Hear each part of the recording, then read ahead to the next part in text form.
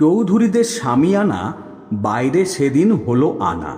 সবাই বলে এ উহারে, ব্যাপারটা কি? চৌধুরীদের ছোট মেয়ের বিয়ে নাকি? কেউ বা বলে হয়তো নাতির অন্নপ্রাশন, হচ্ছে বিপুল তাই আয়োজন। বললে কেহ ফিসফিসিয়ে মিহিন সুরে, চৌধুরীদের মেজ ছেলে হয়তো আজই আসছে ফিরে বিদেশ ঘুরে। কৌতূহলে স্কুলের ছেলে জুটল সবাই দলে দলে, এ উহারে ডেকে বলে যাত্রা হবে রাত্রে আজি, আসতে হবে সন্ধেবেলা, আশেপাশে জমল বহু লোকের মেলা। হাটের লোকে, ঘাটের মাঝি, স্টেশনের যতে কুলি, কাজকর্ম সকল ভুলি সবাই হলো সেথায় জড়ো।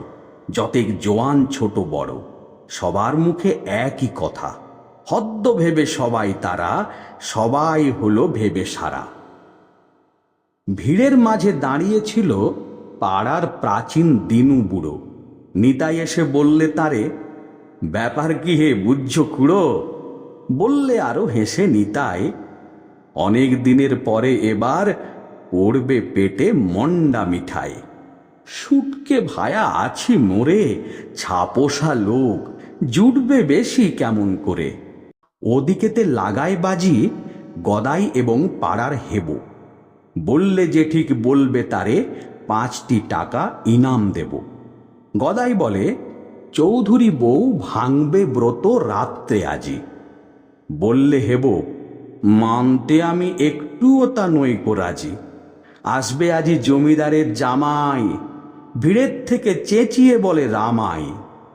এমন সময় তরতরিয়ে সিঁড়ি বেয়ে এক্কেবারে চৌধুরীদের নায়েব মশাই নেমে এলেন বাইরে দ্বারে।